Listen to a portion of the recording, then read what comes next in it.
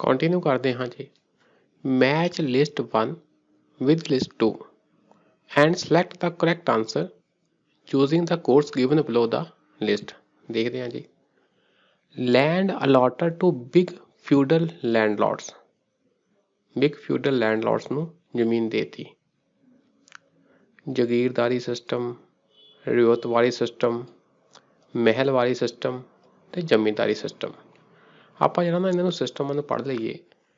ਜਿਹੜਾ ਬ੍ਰਿਟਿਸ਼ ਦੇ ਟਾਈਮ 'ਚ ਜਿਹੜਾ ਟੈਕਸ ਕਲੈਕਟ ਕੀਤਾ ਜਾਂਦਾ ਸੀ ਨਾ, ਖੇਤੀਬਾੜੀ ਟੈਕਸ, ਉਹਦੇ 3 ਮੁੱਖ ਸੀਗੇ ਤਰੀਕੇ।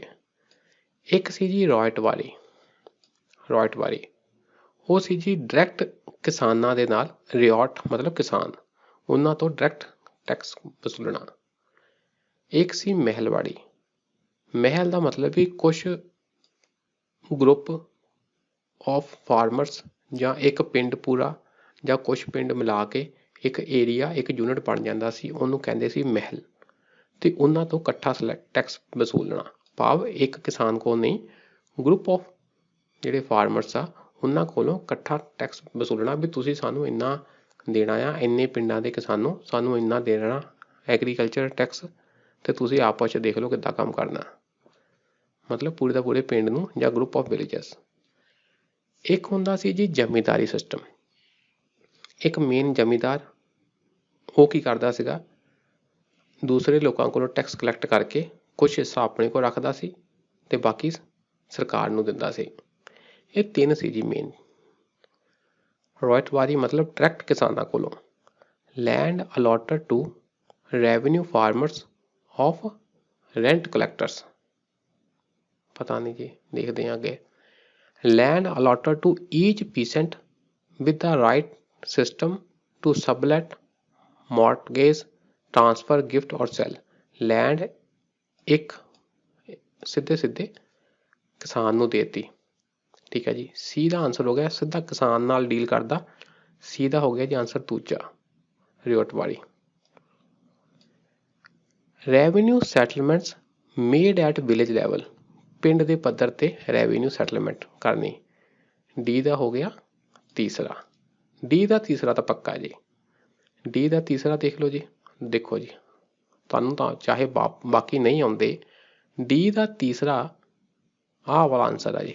ਬਾਕੀ ਤਾਂ ਕਿਤੇ ਡੀ ਦਾ ਤੀਸਰਾ ਆਪਸ਼ਨ ਹੈ ਨਹੀਂ, ਤਾਂ ਆਂਸਰ ਹੋ ਗਿਆ ਬੀ। ਏ ਦਾ ਪਹਿਲਾ, land allotted to big feudal landlords. ਜਾਗੀਰਦਾਰਾਂ ਨੂੰ ਜਾਗੀਰਾਂ ਦੇਤੀਆਂ, ਜਾਗੀਰਦਾਰੀ ਸਿਸਟਮ। ਠੀਕ ਹੈ ਜੀ। ਬੀ ਦਾ ਚੌਥਾ, land allotted to revenue farmers of rent collectors. Rent collectors ਉਹੀ ਵੀ ਤੁਸੀਂ ਰੈਂਟ ਕਲੈਕਟ ਕਰਕੇ ਸਾਨੂੰ ਦੇਣਾ। ਜ਼ਮੀਂਦਾਰੀ ਸਿਸਟਮ, ਜ਼ਮੀਂਦਾਰਾਂ ਨੂੰ ਕਿਹਾ ਤੁਸੀਂ ਸਾਨੂੰ ਰੈਂਟ ਕਲੈਕਟ ਕਰਕੇ ਦੇਣਾ। ਸੀ ਦਾ ਦੂਜਾ, ਇਹ ਗੱਲ ਆਪਾਂ ਦੇਖ ਲਈ ਸੀ, ਸੀ ਦਾ ਦੂਜਾ ਆ। ਠੀਕ ਹੈ ਜੀ। ਅੱਗੇ ਚੱਲਦੇ ਹਾਂ। Who among the following streamlined the Maratha administration after ਸ਼ੰਭਾਜੀ। ਸ਼ੰਭਾਜੀ ਤੋਂ ਬਾਅਦ ਕਿਨ ਮਰਾਠਾ ਐਡਮਿਨਿਸਟ੍ਰੇਸ਼ਨ ਨੂੰ ਆਪਣੀ ਲੀਹਾਂ ਤੇ ਲਿਆਂਦਾ, ਉਹਨੂੰ ਸਟ੍ਰੀਮਲਾਈਨ ਕੀਤਾ, ਸਹੀ ਕੀਤਾ। ਰਾਜਾ ਰਾਮ ਗੰਗਾ ਬਾਈ। ਇਹ ਫੈਕਚੁਅਲ ਪ੍ਰਸ਼ਨ ਆ ਜੀ। ਇਹ ਸੀ ਜੀ ਬਾਲਾ ਜੀ ਵਿਸ਼ਵਨਾਥ। ਬਾਲਾ ਜੀ ਵਿਸ਼ਵਨਾਥ। ਇਹ ਥੋੜ੍ਹੀ ਹਿਸਟਰੀ ਪੜ੍ਹਨ ਵਾਲੀ ਗੱਲ ਆ ਜੀ। ਦੇਖੋ, ਸ਼ਿਵਾਜੀ ਦੀ ਮੌਤ ਤੋਂ ਬਾਅਦ ਮਰਾਠਾ ਸਾਮਰਾਜ ਸ਼ਿਵਾਜੀ ਦੇ ਪੁੱਤਰ ਸ਼ੰਭਾਜੀ ਦੀ ਅਗਵਾਈ ਵਿੱਚ ਵਧਿਆ। ਸ਼ਿਵਾਜੀ ਦੇ ਪੁੱਤਰ ਸ਼ੰਭਾਜੀ। ਠੀਕ ਹੈ ਜੀ। ਔਰੰਗਜ਼ੇਬ ਦੀ ਲਗਾਤਾਰ ਧਮਕੀ ਦੇ ਬਾਵਜੂਦ ਸੰਭਾਜੀ ਦੇ ਅਧੀਨ ਮਰਾਠਾ ਸਿਪਾਹੀਆਂ ਨੇ ਔਰੰਗਜ਼ੇਬ ਦੀ ਅਗਵਾਈ ਵਾਲੀ ਮੁਗਲ ਫੌਜਾਂ ਨਾਲ 8 ਸਾਲਾਂ ਤੱਕ ਕਦੇ ਵੀ ਲੜਾਈ ਨਹੀਂ ਹਾਰੀ। ਇਹ ਲਾਈਨ ਇੰਪੋਰਟੈਂਟ ਹੋ ਗਈ। ਉਹ ਕਿਹੜਾ ਮਰਾਠਾ ਰਾਜਾ ਸੀ ਜਿਹੜਾ ਔਰੰਗਜ਼ੇਬ ਦੇ ਖਿਲਾਫ 8 ਸਾਲ ਤੱਕ ਲੜਦਾ ਰਿਹਾ ਤੇ ਕਦੀ ਵੀ ਨਹੀਂ ਹਾਰਿਆ? ਉਹ ਸੀ ਜੀ ਸ਼ਿਵਾਜੀ ਦਾ ਪੁੱਤਰ ਸੰਭਾਜੀ। ਠੀਕ। ਪਰ 1699 ਵਿੱਚ ਸੰਭਾਜੀ ਨੂੰ ਮੁਗਲਾਂ ਨੇ ਬਲਾਤਕਾਰ ਅਤੇ ਕਤਲ ਸਮੇਤ ਵੱਖ-ਵੱਖ ਦੋਸ਼ਾਂ ਵਿੱਚ ਫੜ ਲਿਆ ਅਤੇ ਮੌਤ ਦੇ ਘਾਟ ਉਤਾਰ ਦਿੱਤਾ। ਸ਼ਿਵਾਜੀ ਦੇ ਪੁੱਤਰ ਸੰਭਾਜੀ ਨੂੰ ਮੌਤ ਦੇ ਘਾਟ ਉਤਾਰ ਦਿੱਤਾ ਮੁਗਲਾਂ ਨੇ। ਇਸ ਤੋਂ ਬਾਅਦ ਮਰਾਠਾ ਸਾਮਰਾਜ ਉੱਤੇ ਸੰਭਾਜੀ ਦੇ ਪੁੱਤਰ ਸ਼ਾਹੂ, ਰਾਜਾ ਰਾਮ ਤਾਰਾਬਾਈ ਅਤੇ ਰਾਜਾ ਰਾਮ ਦੀ ਵਿਧਵਾ ਸਮੇਤ ਕਈ ਵੱਖ-ਵੱਖ ਲੋਕਾਂ ਦੁਆਰਾ ਸ਼ਾਸਨ ਕੀਤਾ ਗਿਆ। ਠੀਕ ਹੈ ਜੀ, ਕੁਝ ਸਮੇਂ ਲਈ ਅਲੱਗ-ਅਲੱਗ ਸ਼ਾਸਕ ਆਏ। ਬਾਲਾਜੀ ਵਿਸ਼ਵਨਾਥ ਨੂੰ 1713 ਵਿੱਚ ਸ਼ਾਹੂ ਦੇ ਰਾਜ ਦੌਰਾਨ ਮਰਾਠਾ ਸਾਮਰਾਜ ਦੇ ਪ੍ਰਧਾਨ ਮੰਤਰੀ ਮੀਨ ਪੇਸ਼ਵਾ ਵਜੋਂ ਸੇਵਾ ਕਰਨ ਲਈ ਚੁਣਿਆ ਗਿਆ ਸੀ। ਬਾਲਾਜੀ ਵਿਸ਼ਵਨਾਥ ਪੇਸ਼ਵਾ ਹੁੰਦੇ ਸੀ ਜੀ, ਸ਼ਿਵਾ ਜੀ ਦੇ ਰਾਜ ਵਿੱਚ ਪੇਸ਼ਵਾ ਹੁੰਦੇ ਸੀ, ਉਹਨਾਂ ਨੂੰ ਕਹਿੰਦੇ ਸੀ ਪ੍ਰਧਾਨ ਮੰਤਰੀ ਨੂੰ ਪੇਸ਼ਵਾ ਕਹਿੰਦੇ ਸੀ। ਫਿਰ ਬਾਲਾਜੀ ਵਿਸ਼ਵਨਾਥ ਦੇ ਟਾਈਮ ਨਾਲ ਇਹ ਪੇਸ਼ਵਾ ਕਾਫੀ ਪ੍ਰਭਾਵੀ ਹੋ ਗਏ ਤਾਂ ਆਲਮੋਸਟ ਸੱਤਾ ਇਹਨਾਂ ਦੇ ਹੱਥ ਹੀ ਆ ਗਈ। ਸ਼ਾਹੂ ਦੇ ਪ੍ਰਧਾਨ ਮੰਤਰੀ ਪੇਸ਼ਵਾ ਬਾਲਾਜੀ ਵਿਸ਼ਵਨਾਥ ਨੇ ਸਮੇਂ ਦੇ ਨਾਲ ਸ਼ਾਹੂ ਨੂੰ ਜਾਂ ਸਮੇਂ ਦੇ ਬੀਤਣ ਨਾਲ ਸ਼ਾਹੂ ਨੂੰ ਇੱਕ ਕਠਪੁਤਲੀ ਵਜੋਂ ਵਰਤਿਆ। ਹੁਣ ਕੀ ਆ ਜਿਹੜਾ ਸ਼ਾਹੂ ਸੀ ਨਾ, ਸ਼ੰਭਾ ਜੀ ਦਾ ਪੁੱਤਰ ਸ਼ਾਹੂ, ਇਹ ਕੀ ਆ ਇੱਕ ਮਤਲਬ ਪਪੇਟ ਰਾਜੇ ਵਾਂਗੂ ਹੋ ਗਿਆ ਤੇ ਅਸਲੀ ਰਾਜ ਭਾਗ ਪੇਸ਼ਵਾ ਦੇ ਹੱਥ ਚਲਾ ਗਿਆ। ਸਾਮਰਾਜ ਦੀ ਬਿਹਤਰੀ ਲਈ ਉਸਨੇ ਕਈ ਮਹੱਤਵਪੂਰਨ ਵਿਕਲਪ ਬਣਾਏ। ਕਿਸਨੇ? ਬਾਲਾਜੀ ਵਿਸ਼ਵਨਾਥ ਨੇ। ਓਕੇ ਜੀ, ਇਹ ਥੋੜੀ ਹਿਸਟਰੀ ਦੇਖ ਲੈਣੀ ਹੈ। ਅੱਗੇ ਦੇਖਦੇ ਹਾਂ ਜੀ, the given map refers to the kingdom of. ਆਹ ਦੇਖੋ ਇੱਕ ਨਾ ਨਕਸ਼ਾ ਦਿੱਤਾ ਗਿਆ ਆ। ਠੀਕ ਹੈ ਜੀ, ਇਹ ਪੁੱਛਿਆ ਗਿਆ ਵੀ ਇਹ ਕਿਹਦਾ ਸਾਮਰਾਜ ਆ, ਇਹ ਕਿਹਦਾ ਸਾਮਰਾਜ ਆ? India prior to 1947। ਦੇਖੋ, Akbar at the time of capture of Khandesh in 1601, Akbar at the time of his death in 1605, Aurangzeb at the time of capture of Hyderabad, Aurangzeb at the time of his death in 1707। ਇਹ ਥੋੜਾ fracture ਪ੍ਰਸ਼ਨ ਹੋ ਗਿਆ ਤੇ answer ਹੈ ਜੀ A, Akbar at the time of capture of Khandesh in 1601। Khandesh ਇਸ ਏਰੀਏ ਨੂੰ ਕਹਿੰਦੇ ਸੀ ਜੀ, ਖੰਦੇਸ਼। ਤੇ ਮੈਂ ਉਹਨਾਂ ਤੇ ਮੈਂ ਪ੍ਰਸ਼ਨ ਛੱਡ ਕੇ ਆਉਣਾ ਸੀ ਇਹ, ਬਾਕੀ ਤੁਸੀਂ ਇਹਨੂੰ ਹੁਣ ਸਮਝ ਲੈਣਾ। Consider the following events. ਕੁਝ ਘਟਨਾਵਾਂ ਦੀ ਗੱਲ ਹੋਈ ਆ। Reign of Krishnadeva of Vijayanagar, construction of Qutub Minar, arrival of ਪੁਰਤਗੀਜ਼ in India, death of Firoz Tughlaq. ਇਹਨਾਂ ਦੀ ਅਸੀਂ ਕ੍ਰੋਨੋਲੋਜੀ ਦੇਖਣੀ ਆ ਜੀ। ਹੁਣ ਸਾਨੂੰ ਸਾਰੇ ਫੈਕਚੁਅਲ ਪ੍ਰਸ਼ਨ ਆ, ਇਹ ਸਾਨੂੰ ਨਹੀਂ ਪਤਾ, ਪਰ ਇੰਨਾ ਪਤਾ ਕਿ ਸਲਤਨਤ ਪੀਰੀਅਡ ਦੇ ਵਿੱਚ ਸ਼ੁਰੂਆਤੀ ਦੌਰ ਵਿੱਚ ਕੁਤਬ ਮੀਨਾਰ ਬਣ ਗਏ ਸੀ। ਠੀਕ ਹੈ ਜੀ, ਇਹਦਾ ਮਤਲਬ ਆਹ ਹੋਣਾ ਚਾਹੀਦਾ ਪਹਿਲਾ। ਬਾਕੀ ਵਿਜੇਨਗਰ ਅੰਪਾਇਰ ਦੀ ਗੱਲ ਹੋਈ ਆ, ਇਹ 14ਵੀਂ 14ਵੀਂ ਸ਼ਤਾਬਦੀ ਦੀਆਂ ਗੱਲਾਂ ਆ। ਇਹ ਪੁਰਤਗੀਜ਼ ਆਏ ਸੀਗੇ ਜੀ ਜਹਾਂਗੀਰ ਦੇ ਦਰਬਾਰ ਵਿੱਚ, ਇਹਦਾ ਮਤਲਬ ਇਹ ਮੁਗਲ ਕਾਲ ਦੀਆਂ ਗੱਲਾਂ ਹੋਈਆਂ। ਫਿਰੋਜ਼ ਸ਼ਾਹ ਤੁਗਲਕ ਦਿੱਲੀ ਸਲਤਨਤ ਦੀ ਗੱਲ ਹੋ ਗਈ। ਦਿੱਲੀ ਸਲਤਨਤ ਪਹਿਲਾਂ ਸੀ, ਦਿੱਲੀ ਸਲਤਨਤ ਵਿੱਚ ਪਹਿਲਾਂ ਬਣ ਗਿਆ ਕੁਤਬ ਮੀਨਾਰ। ਫਿਰ ਦਿੱਲੀ ਸਲਤਨਤ ਵਿੱਚ ਡੈਥ ਹੋਈ ਹੋਏਗੀ ਫਿਰੋਜ਼ ਸ਼ਾਹ ਤੁਗਲਕ ਦੀ। ਫਿਰ ਪਹਿਲੇ ਤੇ ਤੀਜੇ ਵਿੱਚ ਆਪਾਂ ਕਨਫਿਊਜ਼ਨ ਕਰ ਲਈਏ ਤਾਂ ਆਨਸਰ ਹੈ ਜੀ ਪਹਿਲਾਂ ਦੂਜਾ ਆ ਫਿਰ ਚੌਥਾ ਆ, ਪਹਿਲਾਂ ਦੂਜਾ ਆ ਫਿਰ ਚੌਥਾ ਆ, ਉਸ ਹਿਸਾਬ ਨਾਲ ਆਹ ਦੋਨੋਂ ਚੱਕੇ ਗਏ। ਠੀਕ, ਤੀਜੇ ਤੇ ਪਹਿਲੇ ਵਿੱਚ ਕਨਫਿਊਜ਼ਨ ਆ ਗਈ। ਤੀਜੇ ਤੇ ਪਹਿਲੇ ਵਿੱਚ ਤੀਜਾ ਹੈ ਜੀ ਅਰਾਈਵਲ ਆਫ ਪੁਰਤਗੀਜ਼ ਇਨ ਇੰਡੀਆ। ਪੁਰਤਗੀਜ਼ ਇੰਡੀਆ 'ਚ ਕਦੋਂ ਆਏ ਸੀ? ਤੇ ਰੀਨ ਆਫ ਕ੍ਰਿਸ਼ਨਦੇਵ ਰਾਇਆ। ਹੁਣ ਕ੍ਰਿਸ਼ਨਦੇਵ ਰਾਇਆ ਨੂੰ ਅਸੀਂ ਵੈਸੇ ਅੰਦਾਜ਼ੇ ਨਾਲ ਸੋਚ ਲਿਆ ਕਿ 15ਵੀਂ 16ਵੀਂ ਸ਼ਤਾਬਦੀ ਦੀ ਗੱਲ ਆ, ਤਾਂ ਪੁਰਤਗੀਜ਼ ਕਦੋਂ ਆਏ ਸੀ? ਇਹ ਬਹੁਤ ਇੰਪੋਰਟੈਂਟ ਹੈ। ਵਾਸਕੋ ਡੀ ਗਾਮਾ ਸੀ ਨਾ ਪਹਿਲਾ ਪੁਰਤਗਾਲੀ, ਜਿਹੜਾ ਜਹਾਜ਼ ਲੈ ਕੇ, ਸਮੁੰਦਰੀ ਜਹਾਜ਼ ਲੈ ਕੇ ਭਾਰਤ ਆਇਆ ਸੀ। ਕਦੋਂ? 1498। ਇਹ ਡੇਟ ਇੰਪੋਰਟੈਂਟ ਆ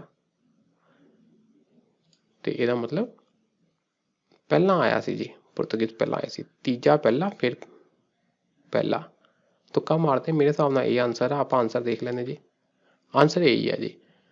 ਵਿਜੇਨਗਰ ਕ੍ਰਿਸ਼ਨਦੇਵ ਰਾਇਆ ਦੀ ਗੱਲ ਹੋ ਰਹੀ ਆ, ਇਹ 16ਵੀਂ ਸ਼ਤਾਬਦੀ ਦੀ ਗੱਲ ਹੋ ਰਹੀ ਹੈ। ਠੀਕ ਹੈ ਜੀ। ਕੁਤਬ ਮੀਨਾਰ ਦਿੱਲੀ ਸਲਤਨਤ ਦੇ ਸ਼ੁਰੂਆਤੀ ਦੌਰ ਵਿੱਚ ਬਣ ਗਈ। ਪੁਰਤਗਾਲੀ ਕਦੋਂ ਆਏ ਸੀ ਜੀ? ਵਾਸਕੋ ਡੀ ਗਾਮਾ ਦੇ ਨੇਤਰਤਵ ਵਿੱਚ 1498। ਯਾਦ ਰੱਖਣਾ ਤੁਸੀਂ। ਫਿਰੋਜ਼ ਤੁਗਲਕ ਦੀ ਮੌਤ 1388। ਇਹ ਭਾਵੇਂ ਨਾ ਵੀ ਯਾਦ ਰਹੇ ਪਰ ਸਾਨੂੰ ਪਤਾ ਜੀ ਕਿ ਦਿੱਲੀ ਸਲਤਨਤ ਪਹਿਲਾਂ ਸੀ ਤੇ ਉਹਦੇ ਵਿੱਚ ਕੁਤਬ ਮੀਨਾਰ ਪਹਿਲਾਂ ਬਣੀ। ਠੀਕ ਹੈ ਜੀ। ਅਗਲਾ ਪ੍ਰਸ਼ਨ ਦੇਖ ਲਿਆ ਜੀ। ਮੈਚ ਲਿਸਟ 1 ਵਿੱਚ list 2। And select the correct answer using the course given below the list. देखते हैं जी, मैच करते हैं आपां। एकता सिस्टम, एकता सिस्टम किन्हां दे राज की गल सी असीं पढ़िया, दिल्ली सल्तनत, दिल्ली सुल्ताना दे राज की गल सी। ਇਹਦਾ मतलब ए ਦਾ आंसर दूसरा आ, ए ਦਾ आंसर दूसरा, ਇਹਦਾ मतलब बी ਤੇ सी ਵਿੱਚੋਂ ਕੋਈ ਇੱਕ ਆ। ठीक है जी, बी ਦਾ ਤੀਜਾ, ਦੋਵਾਂ 'ਚ ਤੀਜਾ ਤੀਜਾ, ਚੌਥੇ ਤੇ ਪਹਿਲੇ ਵਿੱਚ ਕੁੰਡੀ ਫਸ ਗਈ। सी ਦਾ ਕੀ ਆਂਸਰ ਹੈ ਜੀ, ਤੇ डी ਦਾ। ਆਪਾਂ ਦੇਖੀਏ ਜਗੀਰ, ਜਗੀਰ ਦੇ ਦੇਣੀ, ਮਨਸਬ ਦੇ ਦੇਣੀ ਹੈ ਨਾ, ਜਗੀਰਾਂ ਦੇਣੀਆਂ, ਇਹ ਮੁਗਲਸ ਕਰਦੇ ਸੀ। सी ਦਾ बी ਦਾ ਤੀਜਾ, ਇਹ ਤਾਂ ਗੱਲ ਇੱਥੋਂ ਹੀ ਕਲੀਅਰ ਹੋ ਗਈ। ਅਮਰਮ, ਜਿਸ ਤਰ੍ਹਾਂ ਏਕਤਾ ਸੀ, ਜਿਸ ਤਰ੍ਹਾਂ ਜਗੀਰਾਂ ਦੇਣੀਆਂ ਹੁੰਦੀਆਂ ਸੀ, ਉਸੇ ਹਿਸਾਬ ਨਾਲ ਸਾਊਥ ਇੰਡੀਆ ਵਿੱਚ ਤੁਹਾਡੇ ਵਿਜੇਨਗਰ ਅੰਪਾਇਰ ਵਿੱਚ ਅਮਰਮ ਦਾ ਕੰਸੈਪਟ ਸੀ ਕਿ ਏਰੀਏ ਨੂੰ ਕੁਛ ਕੁਛ ਹਿੱਸਿਆਂ ਵਿੱਚ ਵੰਡਤਾ ਤੇ ਸਿੱਪੇ ਸਲਾਰਾਂ ਨੂੰ ਜ਼ਮੀਨਾਂ ਦੇ ਦਿੱਤੀਆਂ। ਠੀਕ, ਸੀ ਦਾ ਹੋ ਗਿਆ ਜੀ ਚੌਥਾ, ਤਾਂ ਡੀ ਦਾ ਹੋ ਗਿਆ ਮੋਕਸ਼, ਹੋ ਗਿਆ ਜੀ ਐਮ ਤੋਂ ਮੋਕਸ਼, ਐਮ ਤੋਂ ਮਰਾਠਾ। ਮਰਾਠੇ ਜਿਹੜੀਆਂ ਜ਼ਮੀਨਾਂ ਦਿੰਦੇ ਸੀ ਉਹਨੂੰ ਕਹਿੰਦੇ ਸੀ ਮੋਕਸ਼। ਤਾਂ ਕੀ ਹੋ ਗਿਆ ਆਂਸਰ, ਬੀ। 40ਵਾਂ ਦੇਖ ਲਓ ਜੀ, which one of the following Muslim rulers was held as the Jagat ਗੁਰੂ।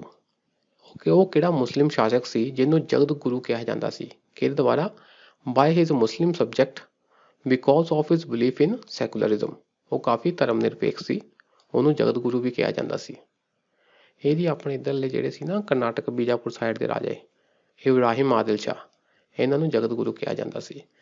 ਇਹ ਭਾਵੇਂ ਸਾਨੂੰ ਸੁਣਨ 'ਚ ਲੱਗਦਾ ਕਿ ਇਹ ਮੁਸਲਿਮਾਂ ਨਾਮ, ਪਰ ਇਹ ਕਾਫੀ ਸੈਕੂਲਰ ਹੁੰਦੇ ਸੀ। ਇਹ ਇੱਥੋਂ ਤੱਕ ਕਿ ਇਹਨਾਂ ਨੂੰ ਨਾ, ਜਿੱਦਾਂ ਇਹਨਾਂ 'ਚ ਸ਼ਾਇਦ ਇਬਰਾਹਿਮ ਆਦਿਲ ਸ਼ਾਹ ਹੀ ਸੀ ਵੀ ਸਰਸਵਤੀ ਮਾਤਾ ਦਾ ਵੀ ਉਪਾਸਕ ਸੀ ਇਹ, ਤੇ ਇਹ ਦੂਸਰੇ ਧਰਮ ਪ੍ਰਤੀ ਵੀ ਕਾਫੀ ਟੋਲਰੈਂਟ ਸੀ, ਸੈਕੂਲਰ ਸੀਗੇ ਇਹ ਕਾਫੀ। ਇਬਰਾਹਿਮ ਆਦਿਲ ਸ਼ਾਹ, ਇਬਰਾਹਿਮ ਆਦਿਲ ਸ਼ਾਹ ਦੂਜਾ ਆਦਿਲ ਸ਼ਾਹੀ ਵੰਸ਼ ਦਾ ਬੀਜਾਪੁਰ ਸਲਤਨਤ ਦਾ ਰਾਜਾ ਸੀ। ਬੀਜਾਪੁਰ ਕਿੱਥੇ ਆ ਜੀ, ਕਰਨਾਟਕਾ ਵਿੱਚ। ਅੱਛਾ, ਇਹ ਨਾ ਕਾਫੀ ਇਹ ਸੀਗੇ ਸ਼ੀਆ, ਜਨਰਲੀ ਸ਼ੀਆ। ਤੇ ਇਹ ਵੀ ਗੱਲ ਆ ਕਿ ਜਿਹੜਾ ਸੀਗਾ ਔਰੰਗਜ਼ੇਬ ਉਹ ਸੀ ਸੁੰਨੀ, ਤਾਂ ਔਰੰਗਜ਼ੇਬ ਇਹਨਾਂ ਨਾਲ ਖਾਰ ਖਾਂਦਾ ਸੀ। ਤਾਂ ਔਰੰਗਜ਼ੇਬ ਚਾਹੁੰਦਾ ਸੀ ਕਿ ਮੈਂ ਇਹਨਾਂ ਨੂੰ ਜਿੱਤਾਂ, ਮੈਂ ਇਹਨਾਂ ਨੂੰ ਹਰਾਵਾਂ। ਤੇ ਉਹਨੂੰ ਫਿਰ ਨਾ ਬਹਾਨਾ ਲੈ ਕੇ ਨਾ ਕਿਸੇ ਵੀ ਤਰ੍ਹਾਂ ਉਹਨੂੰ ਫਿਰ ਇੱਧਰ ਸਾਊਥ ਵੱਲ ਅਟੈਕ ਕੀਤਾ ਸੀ। ਤਾਂ ਇਹਨਾਂ ਨੂੰ ਹਰਾਉਣ ਵਿੱਚ ਕਾਫੀ ਤਾਕਤ ਲਾਤੀ ਸੀ ਔਰੰਗਜ਼ੇਬ ਨੇ। ਬੀਜਾਪੁਰ, ਗੋਲਕੋਂਡਾ, ਇੱਧਰਲੇ ਜਿਹੜੇ ਮੁਸਲਿਮ ਸ਼ਾਸਕ ਸੀ, ਕਿਉਂਕਿ ਇਹ ਸੀਗੇ ਸ਼ੀਆ ਤੇ ਔਰੰਗਜ਼ੇਬ ਸੀ ਸੁੰਨੀ। ਸੁੰਨੀ ਹੁੰਦੇ ਜੀ ਕੱਟੜ ਜ਼ਿਆਦਾ। ਤੇ ਇਹਨਾਂ ਕੰਪੇਨਸ ਵਿੱਚ ਔਰੰਗਜ਼ੇਬ ਦਾ ਕਾਫੀ ਖਰਚਾ ਵੀ ਹੋ ਗਿਆ ਸੀ। ਅੱਗੇ ਪੜ੍ਹਦੇ ਹਾਂ ਜੀ। In which one of the following cities is the Lingaraj temple located. ਜਿਹੜਾ ਲਿੰਗ ਰਾਜ ਟੈਂਪਲ ਆ ਉਹ ਕਿਹੜੇ ਸ਼ਹਿਰ ਵਿੱਚ ਹੈ ਜੀ, ਫੈਕਚੁਅਲ ਪ੍ਰਸ਼ਨ ਆ। ਆਂਸਰ ਹੈ ਜੀ ਭੁਵਨੇਸ਼ਵਰ। ਲਿਖ ਲਿਓ ਜੀ ਤੁਸੀਂ।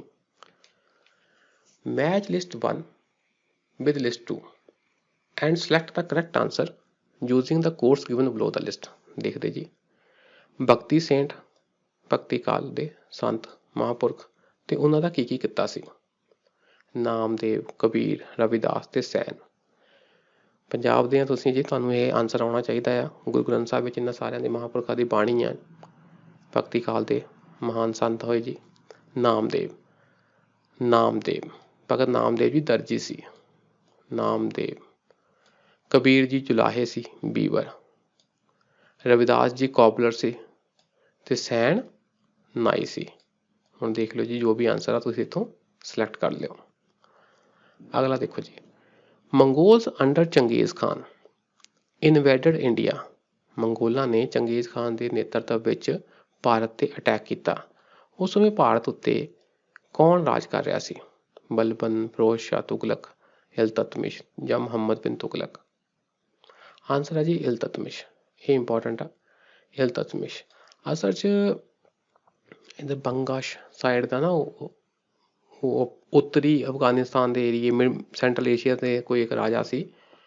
ਉਹ ਨਾ ਜਿੱਦਾਂ ਆਪਣੇ ਚੰਗੇਜ਼ ਖਾਨ ਨੇ ਅਟੈਕ ਕੀਤਾ ਤੇ ਉਹ ਰਾਜਾ ਭੱਜ ਕੇ ਭਾਰਤ ਆ ਗਿਆ। ਭਾਰਤ ਆ ਗਿਆ ਤੇ ਭਾਰਤ ਉਸ ਵੇਲੇ ਭਾਰਤ ਵਿੱਚ ਦਿੱਲੀ ਸਲਤਨਤ ਦਾ ਰਾਜ ਸੀ। ਤਾਂ ਮੇਨ ਰਾਜਾ ਸੀ ਇਲਤਤਮਿਸ਼।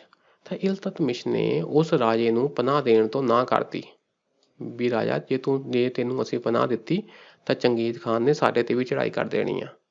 ਤਾਂ ਫਿਰ ਉਹ ਰਾਜਾ ਸੀ ਇਲਤਤਮਿਸ਼ ਜਿਹਨੇ ਮਨਾ ਕਰਤਾ ਸੀ ਪਨਾਹ ਦੇਣ ਤੋਂ। ਤੇ ਚੰਗੇਜ਼ ਖਾਨ ਨੇ ਫਿਰ ਦੁਸ਼ਮਣੀ ਨਹੀਂ ਲਈ ਸੀ, ਅਟੈਕ ਨਹੀਂ ਸੀ ਕੀਤਾ ਦਿੱਲੀ ਸਲਤਨਤ ਤੇ। ਪੜ੍ਹ ਲੈਂਦੇ ਜੀ। ਇਲਤਤਮਿਸ਼ ਇਸ ਦੇ ਸ਼ਾਸਨ ਕਾਲ ਦੌਰਾਨ ਚੰਗੇਜ਼ ਖਾਨ ਦੇ ਅਧੀਨ ਮੰਗੋਲਾਂ ਨੇ ਭਾਰਤ ਤੇ ਹਮਲਾ ਕੀਤਾ, ਪਰ ਭਾਰਤ ਵਿੱਚ ਕੋਈ ਜ਼ਿਆਦਾ ਡੂੰਘਾ ਪ੍ਰਵੇਸ਼ ਨਹੀਂ ਕਰ ਸਕਿਆ, ਨਾ ਹੀ ਕੀਤਾ, ਕਿਉਂਕਿ ਇਲਤਤਮਿਸ਼ ਨੇ ਫਾਰਸੀ ਬਾਦਸ਼ਾਹ, ਆਹ ਲਾਈਨ ਇੱਥੇ ਆਉਣੀ ਹੈ ਜੀ, ਫਾਰਸੀ ਬਾਦਸ਼ਾਹ ਖਵਾਰਿਜ਼ਮ ਸ਼ਾਹ, ਜਿਸ ਦਾ ਚੰਗੇਜ਼ ਖਾਨ ਪਿੱਛਾ ਕਰ ਰਿਹਾ ਸੀ, ਉਸਨੂੰ ਪਨਾਹ ਦੇਣ ਤੋਂ ਇਨਕਾਰ ਕਰ ਦਿੱਤਾ ਸੀ। ਇਲਤਤਮਿਸ਼ ਨੇ ਫਾਰਸੀ ਰਾਜੇ ਨੂੰ ਪਨਾਹ ਦੇਣ ਤੋਂ ਨਾ ਕਰ ਦਿੱਤੀ, ਤਾਂ ਫਿਰ ਚੰਗੇਜ਼ ਖਾਨ ਨੇ ਵੀ ਸਾਡੇ ਵੱਲ ਹਮਲਾ ਨਹੀਂ ਕੀਤਾ ਸੀ। Which among the following ports was called ਬਾਬੁਲ ਮੱਕਾ? ਉਹ ਕਿਹੜੀ ਬੰਦਰਗਾਹ ਆ ਜਿਸ ਨੂੰ ਬਾਬੁਲ ਮੱਕਾ ਕਿਹਾ ਜਾਂਦਾ ਸੀ, ਭਾਵ ਗੇਟ ਆਫ ਮੱਕਾ, ਕਿਉਂਕਿ ਮੱਕੇ ਜਾਣ ਲਈ ਨਾ ਭਾਰਤ ਵਿੱਚੋਂ ਇੱਥੋਂ ਯਾਤਰਾ ਸ਼ੁਰੂ ਕੀਤੀ ਜਾਂਦੀ ਸੀ। ਡਿਊਰਿੰਗ ਦਾ ਮੁਗਲ ਪੀਰੀਅਡ ਦੀ ਗੱਲ ਹੋ ਰਹੀ ਹੈ ਜੀ। ਕਾਲੀਕਟ, ਕੈਂਬੇ, ਸੂਰਤ ਜਾਂ ਬਰੋਚ? ਆਨਸਰ ਹੈ ਜੀ ਸੂਰਤ ਤੋਂ ਨਾ ਹੱਜ ਸ਼ੁਰੂ ਕੀਤਾ ਜਾਂਦਾ ਸੀ ਆਪਣੇ ਸਮੁੰਦਰੀ ਜਹਾਜ਼ਾਂ ਰਾਹੀਂ, ਤੇ ਇਸ ਨੂੰ ਬਾਬੁਲ ਮੱਕਾ ਵੀ ਕਹਿੰਦੇ ਸੀ, ਭਾਵ ਗੇਟ ਆਫ ਮੱਕਾ ਜਾਣ ਲਈ ਦਰਵਾਜ਼ਾ। Which of the following pairs is correctly matched? ਦੇਖਣਾ ਜੀ ਆਪਾਂ ਕਿਹੜੇ ਕਰੈਕਟ ਮੈਚ ਹੈਗੇ ਆ। ਦੀਵਾਨ ਏ ਬੰਦਾਗਣ ਮੀਨ ਸਲੇਵ, ਇਹ ਕੀ ਆ, ਇਹ ਡਿਪਾਰਟਮੈਂਟ ਹੈ ਜੀ। ਤੁਗਲਕ ਨੇ ਬਣਾਇਆ ਕਿ ਨਹੀਂ ਬਣਾਇਆ ਹੈ ਨਾ, ਇਹ ਹੁਣ ਸਾਨੂੰ ਨਹੀਂ ਪਤਾ, ਆਪਾਂ ਸਿੱਧਾ ਆਨਸਰ ਦੇਖਦੇ ਹਾਂ। ਇਹ ਸਾਰੇ ਨਾ ਤਿੰਨ ਚਾਰ ਬਹੁਤ ਇੰਪੋਰਟੈਂਟ ਆ। ਦੇਖੋ ਜੀ, ਦੀਵਾਨ ਏ ਬੰਦਾਗਣ ਭਾਵ ਡਿਪਾਰਟਮੈਂਟ ਆਫ ਸਲੇਵ, ਇਹ ਫਿਰੋਜ਼ ਤੁਗਲਕ ਨੇ ਬਣਾਇਆ ਸੀ, ਠੀਕ ਹੈ ਜੀ, ਤੁਗਲਕ ਨੇ ਬਣਾਇਆ। ਦੀਵਾਨ ਏ ਮੁਸ਼ਤਕ ਰਾਜ ਬਲਬਨ ਨੇ ਬਣਾਇਆ, ਸਾਨੂੰ ਨਹੀਂ ਪਤਾ, ਇਹ ਬਣਾਇਆ ਸੀ ਏਰੀਅਸ ਅਲਾਉਦੀਨ ਖਲਜੀ ਨੇ। ਦੀਵਾਨ ਏ ਕੋਹੀ, ਹਾਂ ਇੰਪੋਰਟੈਂਟ ਆ, ਡਿਪਾਰਟਮੈਂਟ ਆਫ ਐਗਰੀਕਲਚਰ, ਇਹ ਮੁਹੰਮਦ ਬਿਨ ਤੁਗਲਕ ਨੇ ਬਣਾਇਆ ਸੀ, ਇਹ ਤੁਸੀਂ ਯਾਦ ਕਰ ਲੈਣੇ ਆ। ਤੇ ਇਸੇ ਹਿਸਾਬ ਨਾਲ ਦੀਵਾਨ ਏ ਅਰਜਾ ਮਤਲਬ ਡਿਪਾਰਟਮੈਂਟ ਆਫ ਮਿਲਟਰੀ, ਇਹ ਬਲਬਨ ਨੇ ਬਣਾਏ ਸੀ, ਇਹ ਤੁਸੀਂ ਲਿਖ ਲੈਣੇ ਜੀ ਮੇਨ। ਅੱਗੇ ਦੇਖੋ, ਅਸਰਸ਼ਨ ਕਹਿੰਦੀ ਆ battle of Khanwa was certainly more decisive and significant than the first battle of Panipat. Panipat ਦੀ ਪਹਿਲੀ ਲੜਾਈ ਨਾਲੋਂ ਬੈਟਲ ਆਫ ਕਨੂਆ ਜ਼ਿਆਦਾ ਮਹੱਤਵਪੂਰਨ ਸੀ। ਦੇਖੋ ਜੀ, ਪਾਨੀਪਤ ਦੀ ਪਹਿਲੀ ਲੜਾਈ ਵਿੱਚ ਬਾਬਰ ਨੇ ਇਬਰਾਹਿਮ ਲੋਧੀ ਦੀ ਫੌਜਾਂ ਨੂੰ ਹਰਾਇਆ ਸੀ, ਠੀਕ ਹੈ ਜੀ। ਉਸ ਤੋਂ ਅਗਲੇ ਸਾਲ ਰਾਜਪੂਤ ਰਾਜਾ ਰਾਣਾ ਸਾਂਗਾ ਨੂੰ ਹਰਾਇਆ ਬੈਟਲ ਆਫ ਕਨੂਆ ਦੀ ਲੜਾਈ ਵਿੱਚ ਬਾਬਰ ਨੇ। ਤਾਂ ਰਾਣਾ ਸਾਂਗਾ ਪਹਿਲਾਂ ਇਬਰਾਹਿਮ ਲੋਧੀ ਨੂੰ ਹਰਾ ਚੁੱਕਾ ਸੀ, ਤਾਂ ਕਹਿਣ ਦਾ ਭਾਵ ਇਬਰਾਹਿਮ ਲੋਧੀ ਤੋਂ ਜ਼ਿਆਦਾ ਤਾਕਤਵਰ ਕਿਹੜਾ ਰਾਜਾ ਸੀ, ਰਾਣਾ ਸਾਂਗਾ। ਤੇ ਇਸ ਕਰਕੇ ਰਾਣਾ ਸਾਂਗਾ ਨੂੰ ਹਰਾਉਣਾ ਜ਼ਿਆਦਾ important C, battle of Kathua ਜ਼ਿਆਦਾ ਇੰਪੋਰਟੈਂਟ ਸੀ। ਇਹ ਪ੍ਰਸ਼ਨ ਆ ਸਕਦਾ, ਬੈਟਲ ਆਫ ਕਨੂਆ ਕਿਹਦੇ ਖਿਲਾਫ ਲੜੀ ਗਈ, ਕਿਹਨਾਂ ਵਿਚਕਾਰ ਲੜੀ ਗਈ? ਇੱਕ ਪਾਸੇ ਸੀ ਜੀ ਬਾਬਰ, ਮੁਗਲ ਬਾਦਸ਼ਾਹ ਬਾਬਰ, ਤੇ ਦੂਸਰੇ ਪਾਸੇ ਰਾਣਾ ਸਾਂਗਾ। ਰੀਜ਼ਨ ਦੇਖ ਲੈਂਦੇ ਜੀ। ਰਾਣਾ ਸਾਂਗਾ ਦਾ Rajput hero was certainly a more formidable adversary than Ibrahim Lodi. ਕਾਰਨ ਇਹ ਆ ਕਿ ਰਾਣਾ ਸਾਂਗਾ ਜੋ ਕਿ ਰਾਜਪੂਤ ਰਾਜਾ ਸੀ, ਉਹ ਇਬਰਾਹਿਮ ਲੋਧੀ ਨਾਲੋਂ ਜ਼ਿਆਦਾ ਤਾਕਤਵਰ ਵਿਦਰੋਹੀ ਸੀ, ਐਡਵਰਸਰੀ ਸੀ ਬਾਬਰ ਦਾ, ਤੇ ਇਸ ਕਰਕੇ ਇਹ ਵਾਲੀ ਲੜਾਈ ਜ਼ਿਆਦਾ ਮਹੱਤਵਪੂਰਨ ਹੋ ਜਾਂਦੀ ਆ। ਰੀਜ਼ਨ ਵੀ ਸਹੀ ਹੈ ਜੀ, ਇਸ ਲਈ ਇਹ ਆਨਸਰ ਆ। ਅਸਰਸ਼ਨ ਵੀ ਸਹੀ ਆ ਤੇ ਰੀਜ਼ਨ ਵੀ ਸਹੀ ਆ। ਥੋੜਾ ਪੜ੍ਹ ਲੈਂਦੇ ਜੀ। ਬੈਟਲ ਆਫ ਖਨੂਆ ਹੋਈ ਸੀ ਜੀ 1527, ਬੈਟਲ ਆਫ ਪਾਨੀਪਤ ਦੀ ਲੜਾਈ ਤੋਂ 1 ਸਾਲ ਬਾਅਦ। ਰਾਣਾ ਸਾਂਗਾ ਵਾਜ਼ ਡਿਫੀਟਡ ਬਾਈ ਬਾਬਰ ਨੇ ਰਾਣਾ ਸਾਂਗਾ ਨੂੰ ਹਰਾਤਾ। ਫਸਟ ਬੈਟਲ ਆਫ ਪਾਨੀਪਤ ਹੋਈ ਸੀ 1526, ਇਬਰਾਹਿਮ ਲੋਧੀ ਵਾਜ਼ ਡਿਫੀਟਡ ਬਾਈ ਬਾਬਰ ਨੇ ਇਬਰਾਹਿਮ ਲੋਧੀ ਨੂੰ ਹਰਾ ਦਿੱਤਾ ਸੀ। ਸੋ ਰਾਣਾ ਸਾਂਗਾ ਵਾਂਸ ਡਿਫੀਟਡ ਇਬਰਾਹਿਮ ਲੋਧੀ, ਇੱਕ ਵਾਰੀ ਪਹਿਲਾਂ ਰਾਣਾ ਸਾਂਗਾ ਨੇ ਇਬਰਾਹਿਮ ਲੋਧੀ ਨੂੰ ਹਰਾ ਦਿੱਤਾ ਸੀ। ਇਹਦਾ ਮਤਲਬ ਰਾਣਾ ਸਾਂਗਾ ਉੱਤੇ ਜਿੱਤ ਪ੍ਰਾਪਤ ਕਰਨਾ ਜ਼ਿਆਦਾ ਮਹੱਤਵਪੂਰਨ ਆ ਇਬਰਾਹਿਮ ਲੋਧੀ ਦੇ ਉੱਤੇ ਜਿੱਤ ਪ੍ਰਾਪਤ ਕਰਨ ਨਾਲੋਂ, ਇਹ ਵੀ ਗੱਲ ਆ। ਤੇ ਬਾਕੀ ਇੰਟਰਸਟਿੰਗ ਗੱਲ ਇਹ ਵੀ ਆ ਕਿ ਜਦੋਂ ਬਾਬਰ ਆਇਆ ਨਾ, ਬਾਬਰ ਨੇ ਪਹਿਲਾਂ ਇਬਰਾਹਿਮ ਲੋਧੀ ਨੂੰ ਹਰਾਇਆ, ਤਾਂ ਉਸ ਵੇਲੇ ਰਾਣਾ ਸਾਂਗਾ ਨੇ ਇਬਰਾਹਿਮ ਲੋਧੀ ਦਾ ਸਾਥ ਨਹੀਂ ਦਿੱਤਾ। ਬਸ ਫਿਰ ਅਗਲੇ ਸਾਲ ਫਿਰ ਬਾਬਰ ਨੇ ਰਾਣਾ ਸਾਂਗਾ ਨੂੰ ਵੀ ਹਰਾਤਾ। ਇਹ ਗੱਲ ਹੋ ਗਈ ਜੀ। ਅੱਜ ਲਈ ਇੰਨਾ ਹੀ ਰਹਿਣ ਦਿੰਦੇ ਹਾਂ, ਬਾਕੀ ਨੈਕਸਟ ਕਲਾਸ 'ਚ ਕਰਦੇ ਹਾਂ ਜੀ। ਸ਼ੁਕਰੀਆ, ਸਤਿ ਸ਼੍ਰੀ ਅਕਾਲ।